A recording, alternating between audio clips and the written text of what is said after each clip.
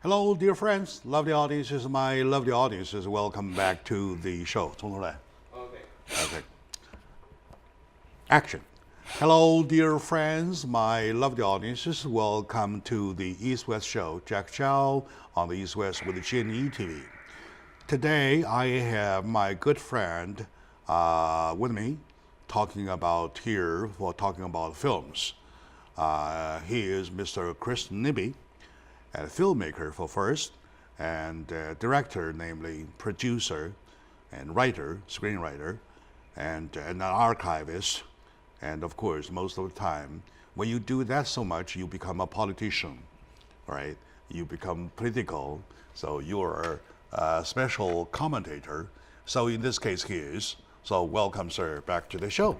谢谢你老朋友，谢谢你。 When I say back to the show, you've been gone for a while. Yes, sir. All right, good. So, where did you go? China. China for what? For money? No, for making another documentary and for the Mysterious China series.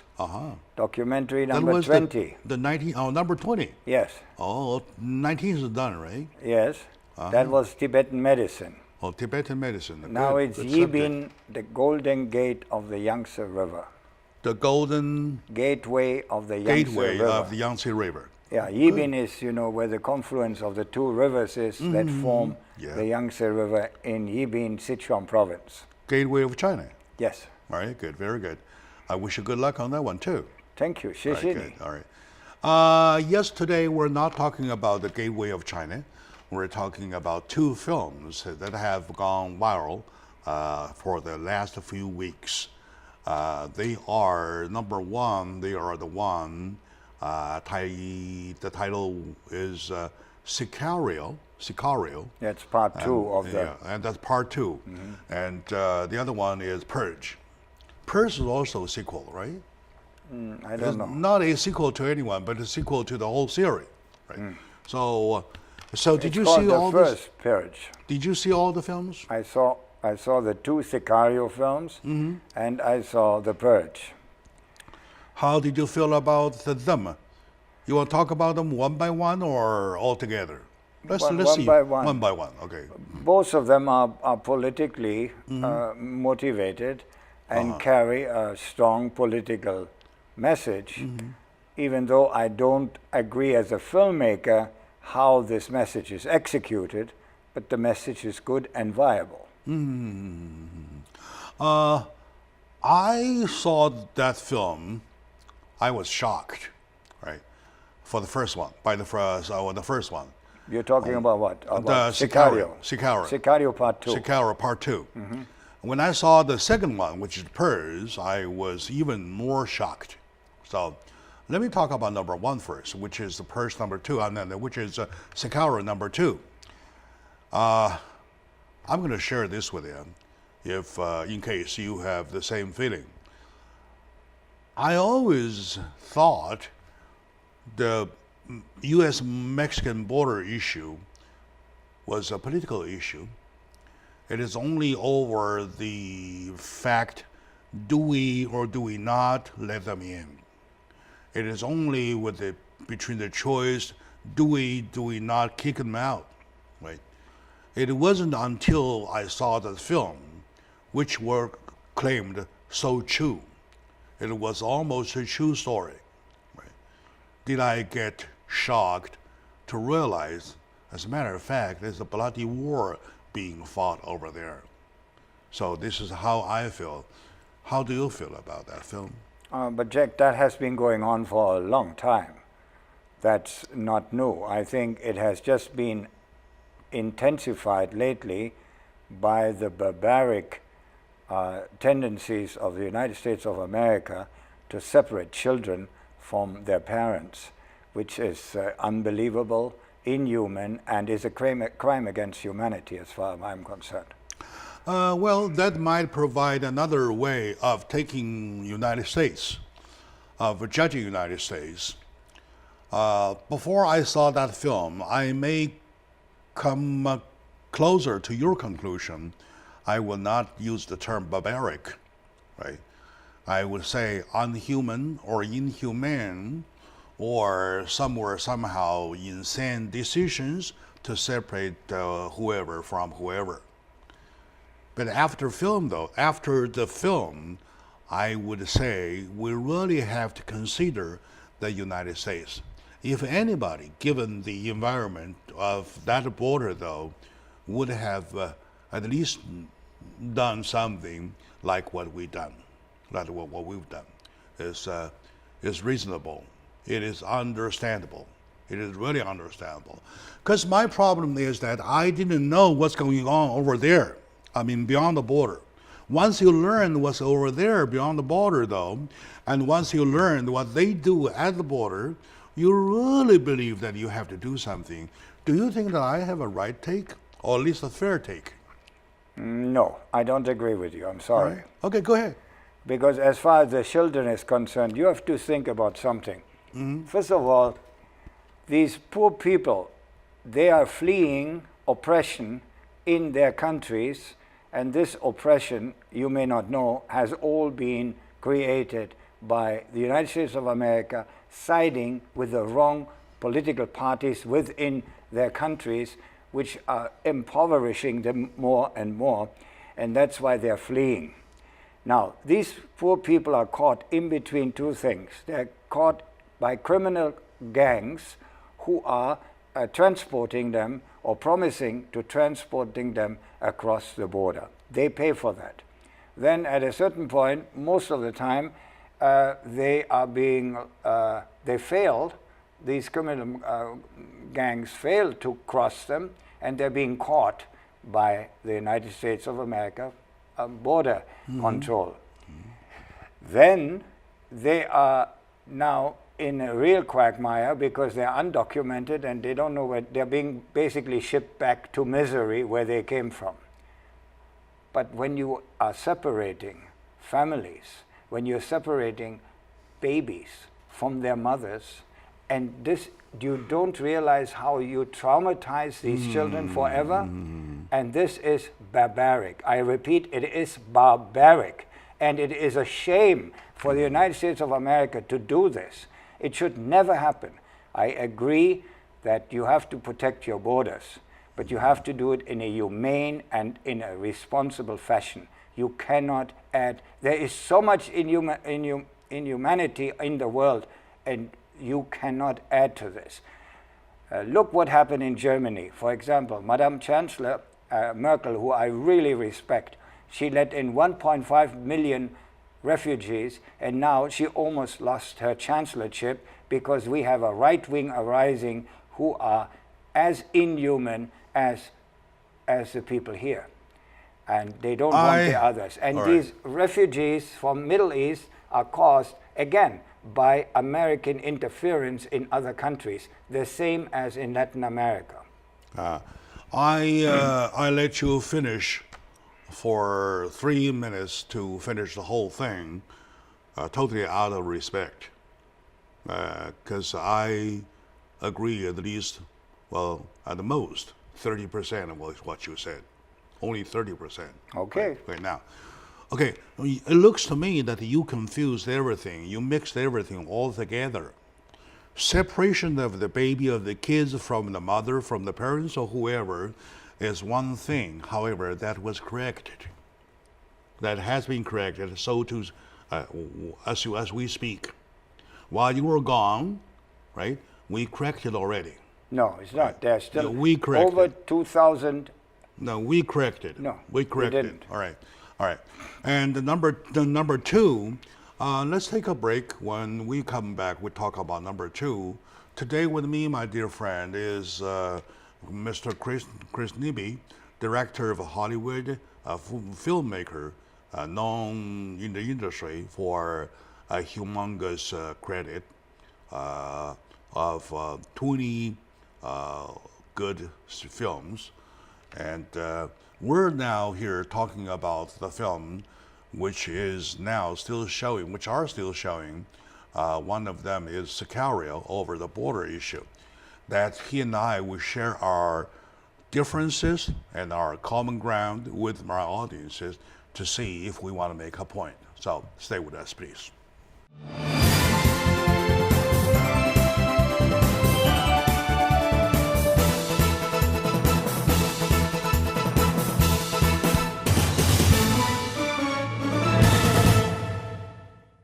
Hello, dear friends. My lovely audiences, welcome back to the show, Check Chow, on the East West Show with the JD TV, talking about the U.S.-Mexican border issue in the wake of the film, which shocked me a lot, Sicario. Number two, it was a good film. At least it convinced me by telling the true story. And many critics say that it was so true, it is almost, I can say, based on true stories. However, fiction, but the incidents happened around at the border area, though, were so true, they say that it could almost be a true story. All right, so now, he and I, Mr. Chris Nibby, a filmmaker, he and I, we were sharing our views over that film as versus reality. That's why you see the title of today's show, Films/Reality, right? We found out that I was in shock, everybody was in shock, to see a bloody war going on at that border line, right? Okay. Worst case is that we, our soldiers, even stepped over the border to their land to start the killing. That's another story, another part of the story we want to later on talk about. Disagreement number two with you. Over the border issue, when the land is the United States, you're supposed to have a border. You deserve to have a border. That's one thing. And then sometimes when humanity calls, you lose up a little bit, you bend a bit, and when history called, recognizing history, you bend a bit. But doesn't mean you want to open your border. That's always the way I hold my fort, right? Number three, if I disagree with you, when they make a business at the border issue, you know the coyote groups, there are coyote group 1, coyote group B, each of them charge the people, the border crossers, to be guided to United States, right? They make that an industry, all right? So it is not that they are running away, they are fleeing from politics. They are fleeing from persecutions. They are fleeing, in the most cases, from poverty. It's an economic issue. So those are the areas that I disagree with you. They are fleeing poverty, which basically is created because for the last 150 years, United States of America has sided with the wrong people in Latin America, and the poverty all over Latin America is actually created by the United States of America. Same it goes in the Caribbean. And the political situation, why these people are fleeing, is very simple. They are economic refugees. Secondly, that there are groups making money. That's another thing. That has nothing to do with these poor that's people. That's an industry already. Yes, but that has nothing to do. You're mistaken. There's three things here. There's the border people. There is the criminals who try to facilitate the entrance of the illegal refugees into the country. And then there are the victims, are the refugees. Because believe me, nobody wants to leave their home. These are people who do not speak the language. These are people who come here out of desperation. And it is a sign of nature and a sign of history that this desperation has been going on for centuries, and it's always the exploitation of the poor and the weak by the strong. If it was about 2 months ago, before you went to China, we're talking about this, I would agree with you. Now I won't, because even in the theater, when I was looking at the film, I thought to myself, so someday I go get Chris over here to talk about it, because I gotta shape myself to fit the situation, which I wasn't able to be aware of, to understand. Because once realized such an industry going on over there, though, right, you really have to do something. You really have to zip up or to seal up the border. All right? People are running, right? Truckloads after truckload, busloads after busloads of people are running. They are going over the mountains, crossing the desert, or they are running across the river, whatsoever, right? They get here. All right, now, if it is just the poor people, okay, we put them in campus, provide them food, and see a solution later on. But it is gunning involved, the killing involved, the money involved, the coyotes involved. There's all mixed war being fought over there. United States, as I say, as a sovereignty, we need to do something. We deserve to do something. Do you think so? Check. It's the way how you do it. The humane way would be stop the people, put them on the next plane, and send them back. Yes. That I agree. All right. Don't put them in a camp. Don't try to make any kind of effort to legalize their entry in the country, and especially don't take any kids away from them. All right. So all you have to do is, you're being caught, here's the next plane, goodbye. Yes, good. That's the All right. correct way. I'm sorry I used the wrong word, camp. All right. And I would just probably rephrase myself, put them in a certain safe area while waiting for the next plane or next whatever, next boat, whatsoever, right? Okay. Treat them humanely and treat them good with food, with clothing, with everything. Give them physical checkup. Give them some, if they're sick, give them medication or medical aid or so on and so forth until they're better, until they're back on their feet, and there goes the next plane, put them back, right? That's the way. Run the industry like that in a process, all right? This is the one thing to do. What I disagree, strongly disagree, is that to send our special agents to step across the border, to go beyond the border, to step onto their land, to start getting involved in situations when they could not handle, they had to start killing. That's the part that I totally disagree. I know totally wrong. Funny, there I again disagree with you. Oh, well. Because I think it is quite right when the United States police attacks the gangs which are operating on the border, because to a certain degree the gangs give this impression to these poor people from far away, oh, if I pay, I have a chance to get in. If they know that there are no facilitators, if there are no coyotes, and there is no way that most likely they're going to be caught, they will not come. So I don't agree with you. But you haven't mentioned the part killing, shooting. Yeah, but you know, if somebody shoots at you, you shoot back. No, there are scenes they were not shot at. Okay, but this is a movie. But in reality, I'm sure that there are shootouts between the border guards, the American border guards, and the criminals who facilitate the innocent, desperate refugees for a possible entry into America. I think that is okay. What I don't think also is not okay to build a wall, because I remember years ago when my mother was still alive, she came and visited me, and we went to Tijuana, and at that time already we went to Tijuana, and there were the old barbed wire and all that, and on the American side you had these typical American border guards with a Stetson and a gun standing there. And we were on the Mexican side, and on the Mexican side you saw like the swastika and things like that, and my mother said, oh my God, this is like a concentration camp, watching it from the Mexican side. So this is nothing new. This was 20 years ago.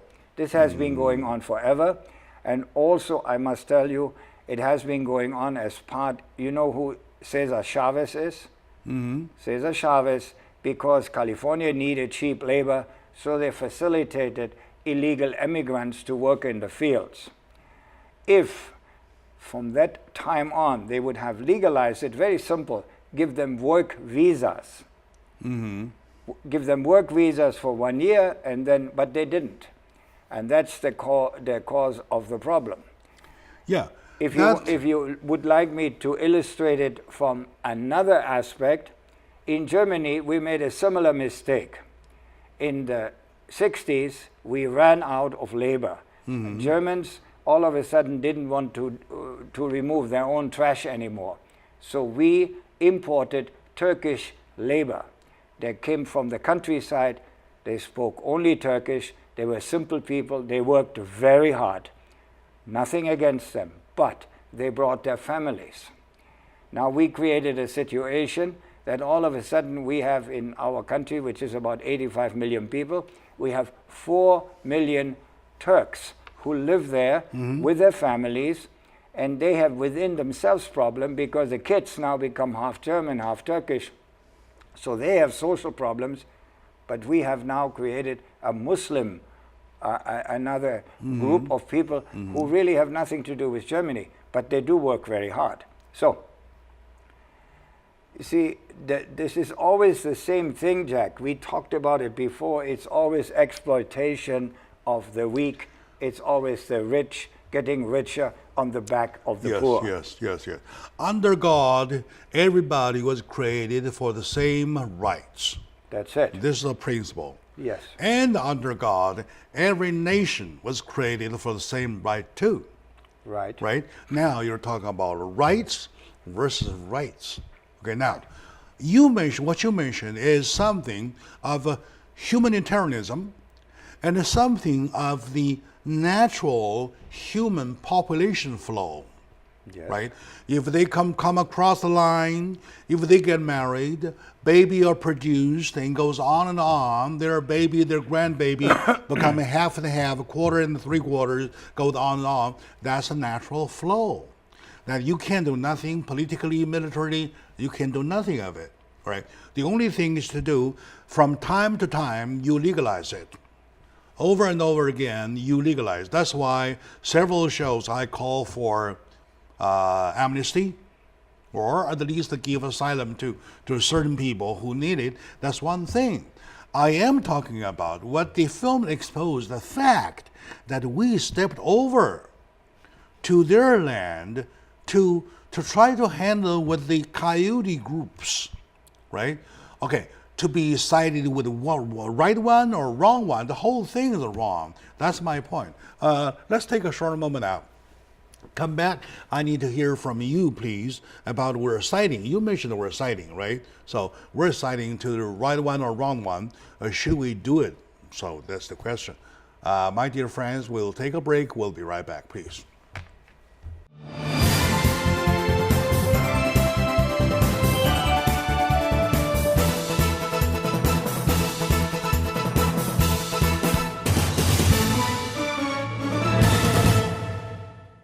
Hello, dear friends, my lovely audience, my dear fellow Americans. It is interesting to discuss issues. Sometimes when you talk about the total politics, it is boring. Especially when the politics, you be right, you talk about politics for the purpose to be politically right, that's the most boring thing. However, when politics sometimes involves reality, involves hard to deal reality, so it is interesting to talk about. Now we're talking about a broader issue. Over the line, I never thought there was a bloody war being fought. If I quote, it's on every day for many years, right? And there are Coyote Group 1, Coyote Group 2.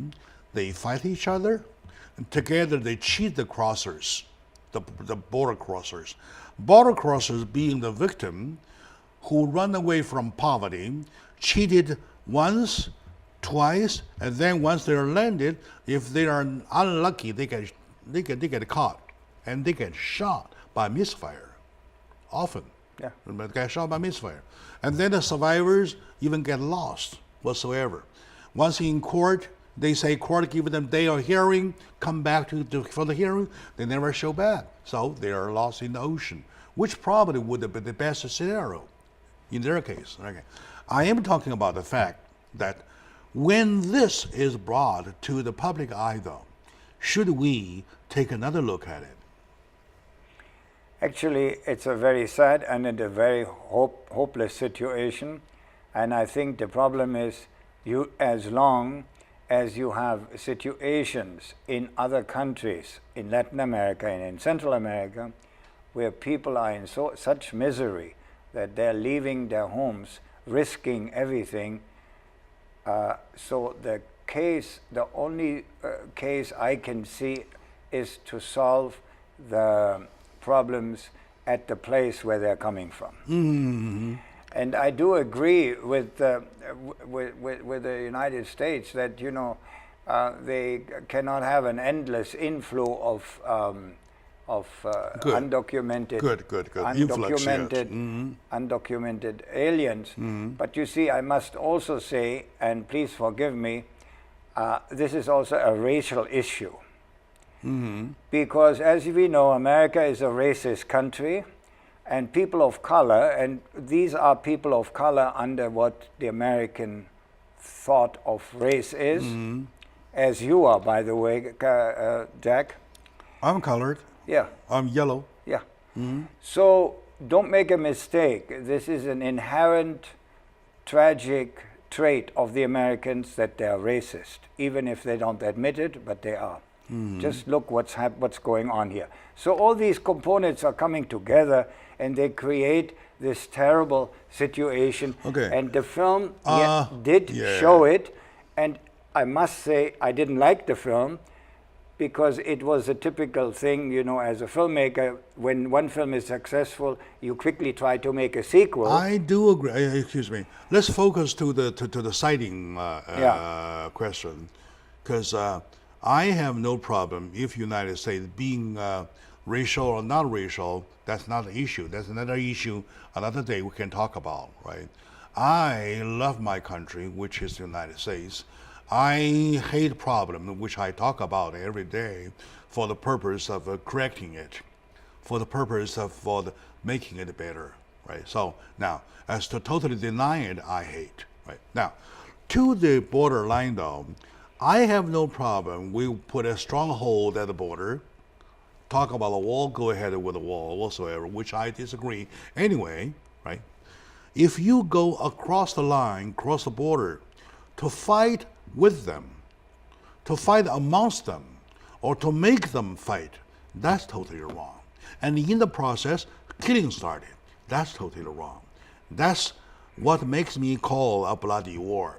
Do you at least agree with me in that area? No, because I think that is an act of self-defense by the United States of America when they are attacking the operators of these illegal facilitators called coyotes, when they are trying to stop them. I think that is it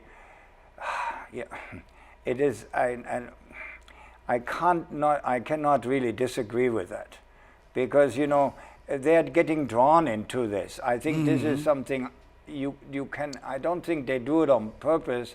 They're just being drawn into it. What if they straighten the? What if we, United States, straighten the borderline? Okay, whatever you guys do over there, none of my business. Do it. If you want to kill yourself, feel free to do so. Yeah. Do so. How about that? No, because this is so interlaced, and if you see the border, there is no clear border. There is a little creek there, or there is a. It's a very difficult situation. I think and I think that these the United States border people are doing it also in self-defense, because they are getting shot at by the at a situation, a specific moment though, when they started the shooting, of course, our soldiers have to fight back. I am talking about the part that they get involved in the truck. Remember the small pickup truck, right? And then they get involved on the Mexican highway, and they started shooting at the highway. And there was even one moment to say, "Hey, stand up!" They all stood up. Okay, but that's a movie. That's a movie. I don't think that in reality that happens. Okay, let's say it's a movie. All right, let's say it's a movie. It's a movie. And that part is wrong. Okay, but this is a movie, so there are a lot of things wrong in that movie, and are ridiculous and not unacceptable. If we go to the issue which you are talking about, I think the United States has the right to go over there and confront people who are obviously exploiting other people. Because, you see, on the other hand, if they wouldn't do nothing, millions of Latin Americans would come. What if we take another route, sit down with the American leaders, with the Mexican leaders, to find a way? We ask them to put their law enforcement or military over the border along with us to have the problem taken care of. And in the meantime, those who really needs to apply to come over here, go illegally, sign a paper and file a paper and wait there for whatever their turn. As you know, the relations between Mexico and America are very difficult to describe because, again, the powers that be cooperate with the powers that be in Mexico, and this is an issue which really is not much of the concern of the powers that be. Because we are dealing with weak people, we are dealing with refugees, we're dealing with people who have no place to go. I'm telling you, this is not the big issue as you may think it is. They know it, and they could do a lot of other things, but it's not that important. I mean, lots of critics say that's a going on business on a day-to-day basis. Yes. For decades after decades. Yes, yes. All right. Anyway, we have lots of disagreement. Normally, he and I, we got more agreement than disagreement. And this time it is just etc. He just came back from China, got lots of So lots of I'm money. brainwashed? You got paid, right? Maybe you got brainwashed. I don't know. Whoever. Anyway, this is one of the very very exceptional moment. Okay, the second film. We have to be fair with the second film that you and I plan to talk about, which is The Purge. How do you feel about that film? Again, you know, it's a convoluted story which has moments and touches on important issues, and the basic message of that there is a revolution in the making here in America, and that it will be very violent and it will be racial, will have strong racial components, is also interesting. But the way the film is done is there's too much, as far as I'm concerned, gratuitous violence and senseless story plots. But since you want to talk about the message of the film, the message of the film actually is frightening, and the message of the film actually confirms what I have been telling you for a long time, that there will be a conflict coming about the have-nots and the haves in this country, because the disparity of the have-nots and the haves is getting so big, which, as you know, over 40 million people living under the poverty line, children going hungry, police brutality, and the whole attitude here is, if you have money, you're fine. If you have no money, you have nothing. That's very simple. And this film addresses this. It doesn't address it in a way I would have liked it to be as a filmmaker. I would have liked it to see it different. I would like to see a clear beginning, a middle, and an end, which it doesn't have. But it does have elements, like it does have the Ku Klux Klan, it does have the bikers, it has the white bikers, lily white bikers, all of them. They even have white shirts. A part of the Ku Klux Klan. It addresses all these things, and in the middle, very conveniently, are the blacks, the victims. But they're also victimizing themselves, because it's a tragedy here, and this, as I said before, this issue of people of color is the Achilles heel of the United States of America. If this will not go away. Thank you very much for hitting that common ground, which is exactly where I want to take. I know that as a filmmaker, you don't necessarily like the film, the way the film is made, right? To be a good film. I see that the similar way, but what I'm more tilted to kind of like the message behind that it may have delivered. It's a very scary message. My dear friend, you never know how scary is the message. Let's take a moment out. We will come back to continue with the message. Stay with us, please.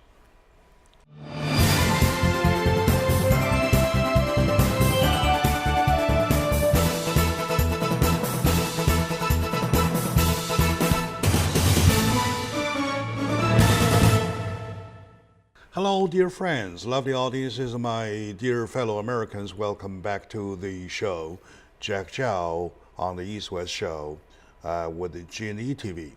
With me today is my good friend, Mr. Chris Nibby, a wonderful director of Hollywood, known for his sky-high monument of credit, huge credential, 20 films already, and each of them was a sounding success. That's called Mysterious China series, right? Okay. And we're sharing thoughts about some films. As a matter of fact, there are more films than we could talk about, ever think of talking about, but we pick up two films. One is the Sicario, number 2, and this one we're talking about is Purge. So these films are not necessarily the good films of Hollywood, but those are the films that delivers a message that shocks everybody, including myself. Talking about the second film, Purge, right? To your point, I do agree with you that as a filmmaker, you may not necessarily see that as a good film, right? But the message, a strong message delivered that you and I get agreement upon. So, what message do you feel that the film is delivering? You see, the message underlines very strongly the great disparities which are currently in the American society. And the whole thing is based on the financial situation, because, as I said before, there are over 40 million people under the poverty line. There are millions of homeless roaming the streets all over America. And there's something, America is no longer what it used to be, because America was sort of a paradise for everybody.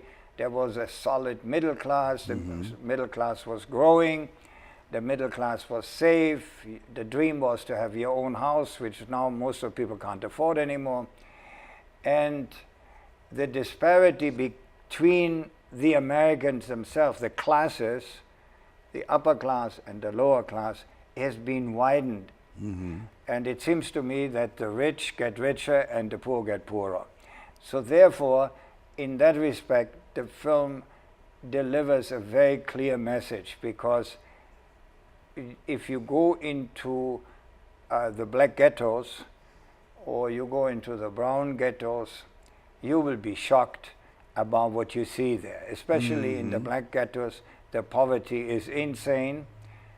And of course you don't see it when you're in Los Angeles and you live in Beverly Hills. You see occasionally a black person in a restaurant, in an expensive restaurant, and they're mostly in the entertainment business.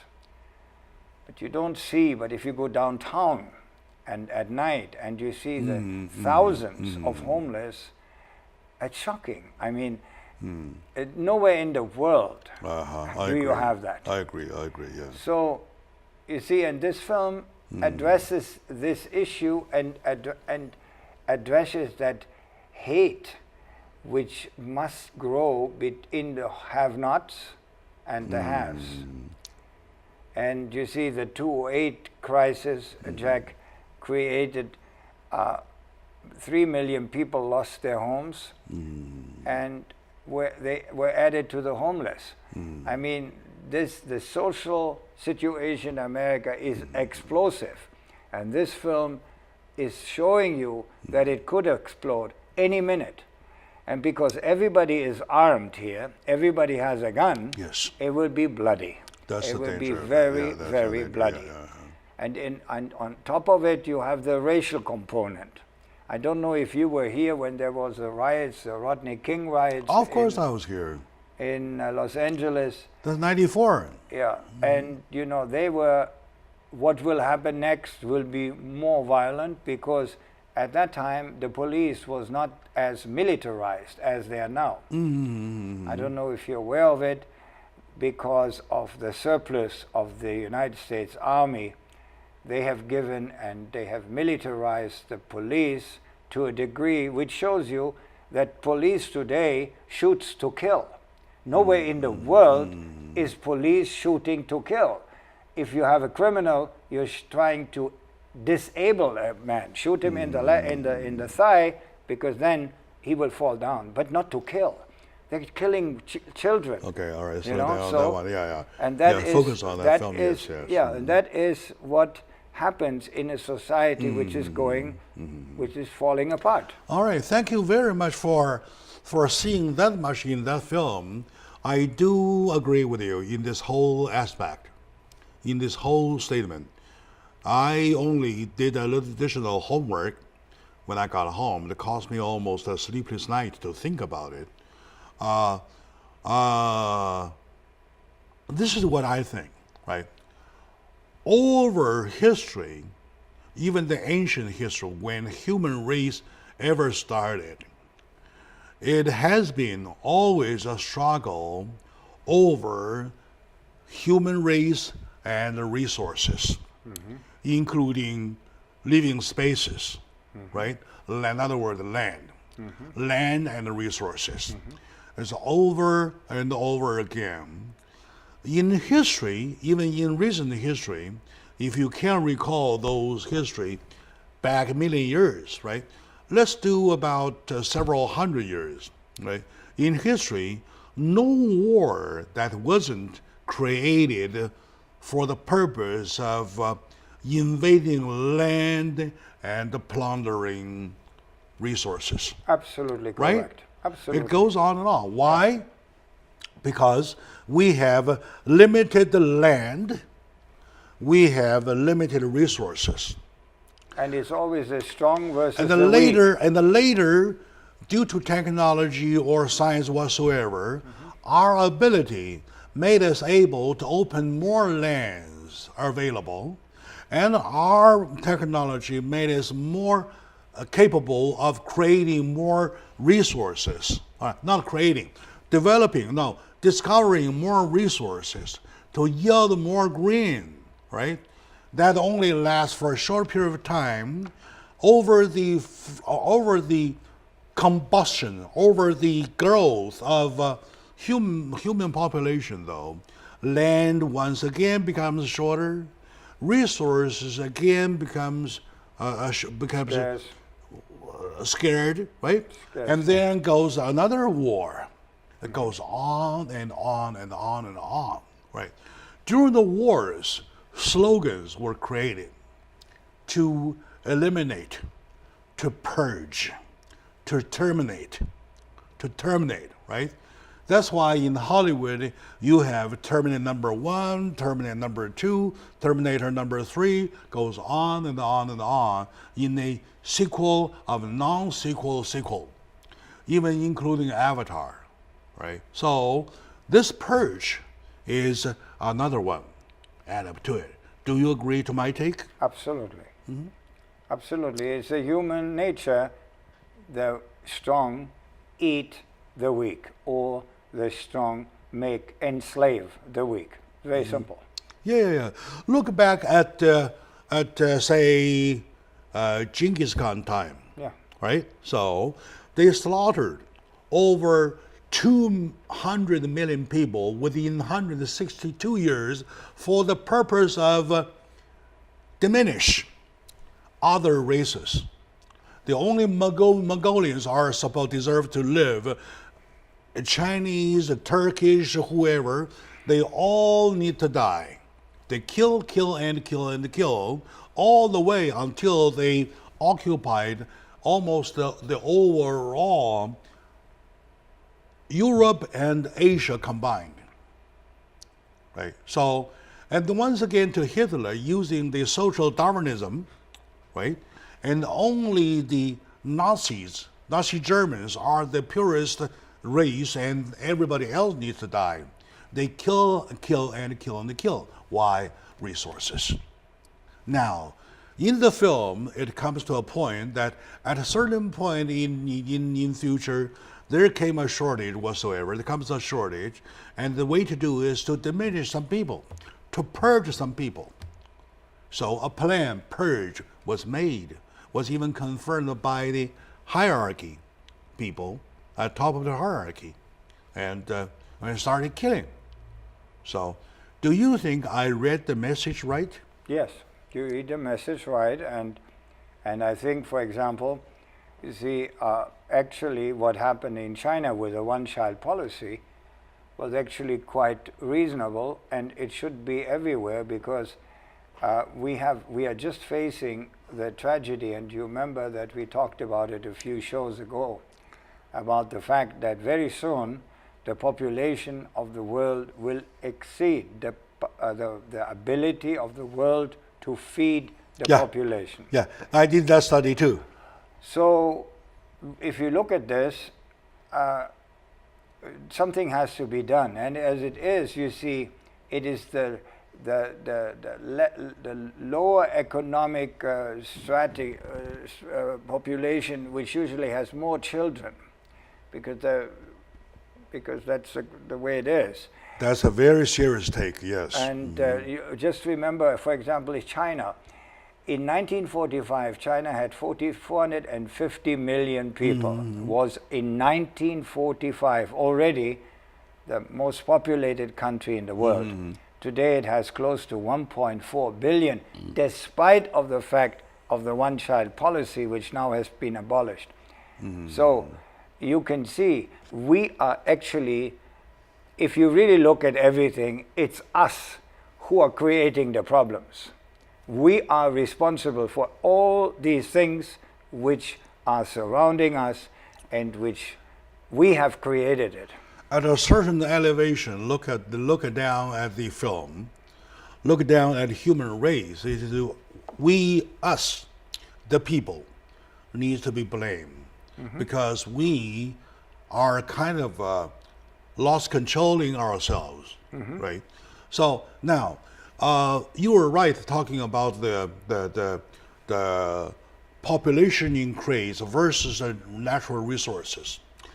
United Nations study found out that the total utmost yield of grain, right, would be capable of supporting, of the global Earth, will be capable of supporting 9.5 billion people.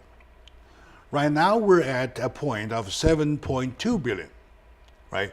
Now, looking at that point, that number was, we have quite a space, right? But the growth is going so fast, population grows so fast, that by the year of 2030, by the year of 2050, I'm sorry, by the year of 2050, the total population would go over 9.5 billion. No, 10.5. 10.5 billion. Oh. That's 1 billion more above the ability of Earth, global Earth support ability. So what are we going to eat? Each other. Each other. Yeah. So the concept, the purging concept, is not coming out of nowhere. No. Am I right? Yes. So it is very scary. It is very, very super scary. Right? When I was looking at this, seeing the film, I feel having the goosebumps all over me. So my God, it's serious. I would like to call my audience to go see the film Purge, P-U-R-G-E. It's a very simple word to remember. The complete title is The First Purge. The First Purge. And there's a plan. Well, that even make more sense. All right, only plan one. There could be plan B, plan 2, plan 3, plan 4, something like that. Oh, my dear friend, we're over time without realizing. My dear friend Chris Nibby is here to share his thought with me. We got basically a chance to talk about 2 films, Sicario and The Purge. Recommend you to go take a look. Those are good films, worth your time, worth your while. So thank you for watching, my dear friend.